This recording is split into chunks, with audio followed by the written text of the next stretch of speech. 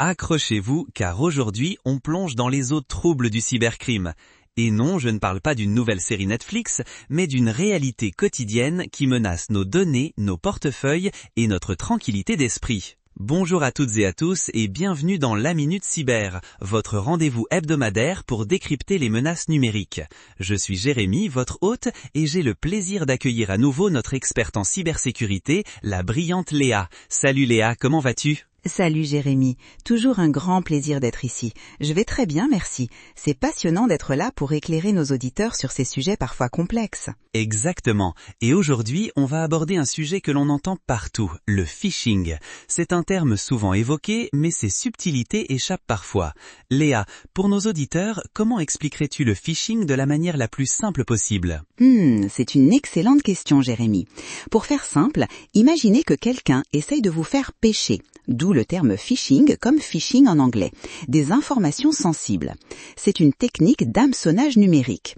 Des cybercriminels se font passer pour une entité de confiance. Une banque, une entreprise connue, une administration ou même un ami dont le compte aurait été piraté. L'objectif, c'est de vous manipuler, de vous faire croire que vous êtes en sécurité pour vous soutirer des données personnelles. Mot de passe, numéro de carte de crédit, identifiant de connexion ou document d'identité. Le but, c'est de vous escroquer, de voler votre argent ou votre identité. C'est une attaque basée sur la ruse et la confiance, qui joue sur nos émotions, notre curiosité ou notre peur. Donc c'est bien plus qu'un simple mail mal écrit. On parle d'un véritable art de la tromperie. La sophistication a dû exploser, j'imagine. Exactement, vous avez mis le doigt dessus. Au début, c'était souvent grossier, plein de fautes d'orthographe. Aujourd'hui, c'est devenu une véritable industrie, hautement professionnalisée. Les attaques sont de plus en plus ciblées et d'une crédibilité bluffante. On parle de spear phishing quand l'attaque est personnalisée pour une personne ou une organisation spécifique.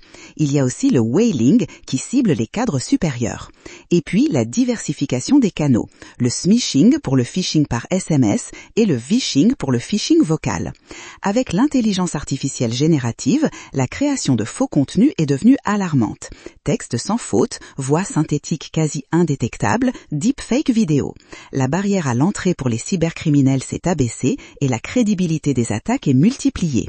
C'est ce qui rend la menace d'autant plus insidieuse et difficile à déjouer pour le citoyen lambda. C'est à la fois fascinant et terrifiant. On a l'impression que la bataille est de plus en plus inégale. Comment le phishing s'inscrit dans le paysage des cybermenaces actuelles ?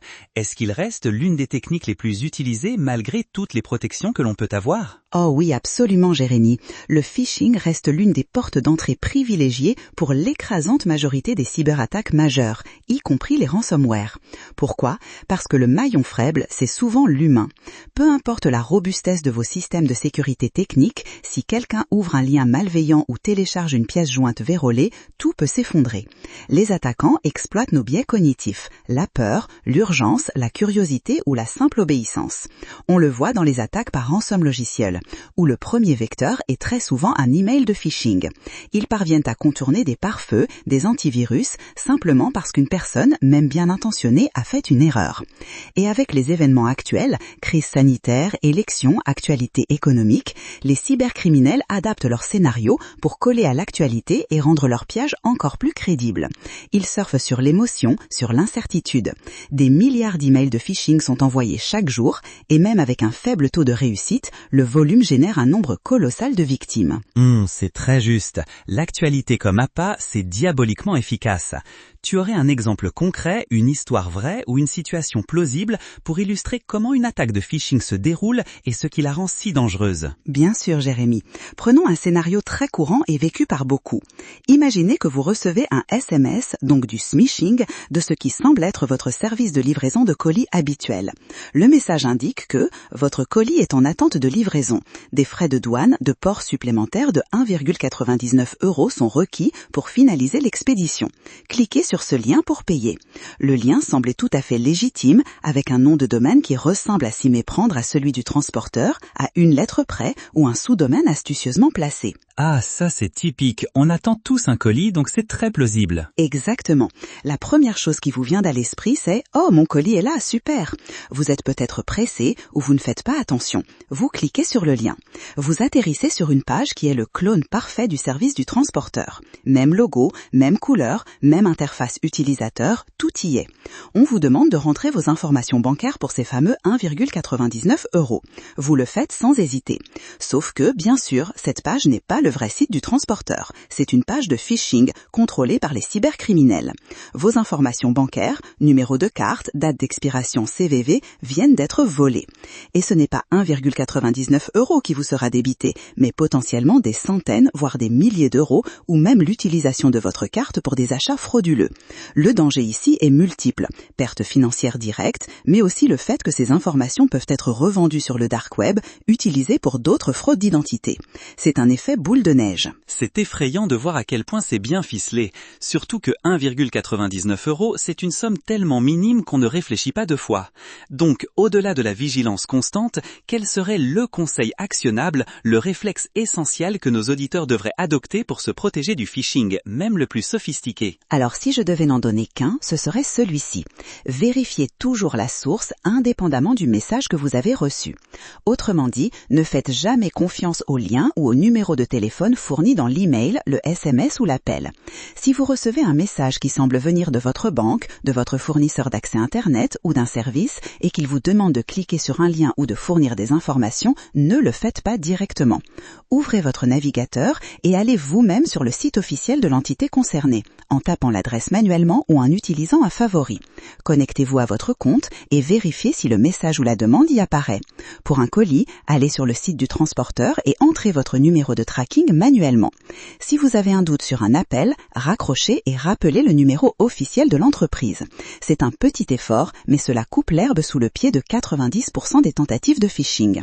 Cela demande un peu de discipline, mais c'est une habitude qui sauve. C'est un excellent conseil, très pragmatique. L'idée est de ne jamais prendre le chemin direct proposé par l'attaquant, mais de toujours passer par la porte d'entrée principale que l'on connaît et en laquelle on a confiance.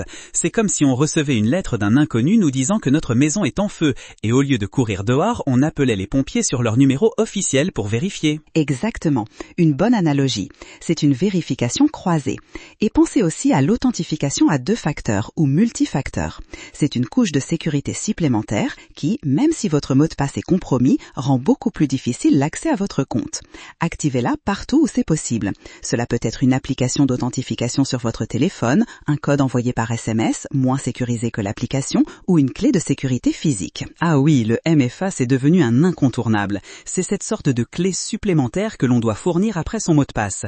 Très utile. Précisément, c'est un deuxième verrou. Et il y a aussi l'aspect software. Assurez-vous que votre système d'exploitation, votre navigateur web et vos logiciels sont toujours à jour. Les mises à jour incluent souvent des correctifs de sécurité qui protègent contre les vulnérabilités exploitées par les phicheurs. Un navigateur à jour, par exemple, peut parfois vous alerter si vous tentez d'accéder à un site malveillant connu. Et enfin, prenez un moment pour réfléchir avant de cliquer. Le doute est votre meilleur ami en cybersécurité. C'est un rappel essentiel. La sécurité, c'est un travail continu. On ne peut pas juste l'installer et l'oublier. Léa, on a vraiment bien décortiqué le phishing aujourd'hui. On a compris que c'est une technique d'hameçonnage sophistiquée qui évolue constamment et qui cible principalement le facteur humain. On a vu cet exemple concret du SMS frauduleux et surtout ce conseil crucial de toujours vérifier la source par un canal indépendant. C'est une véritable boîte à outils que tu nous as offert. Avec plaisir, Jérémy. La sensibilisation est notre meilleure arme contre ces menaces. Plus les gens sont informés, moins ils sont vulnérables. Tout à fait. Et c'est la mission de La Minute Cyber. Un immense merci à toi, Léa, pour toutes ces explications claires et pertinentes. Merci à toi, Jérémy, pour l'invitation et pour cette discussion toujours aussi enrichissante. Chers auditeurs, c'est déjà la fin de cet épisode de La Minute Cyber. J'espère que vous avez apprécié ce plongeon dans le monde du phishing et surtout que vous repartez avec les outils nécessaires pour mieux vous protéger. N'oubliez pas, la prudence est la meilleure des armures dans le monde numérique. On se retrouve la semaine prochaine pour un nouvel épisode où nous décrypterons une autre facette de la cybersécurité. À très bientôt.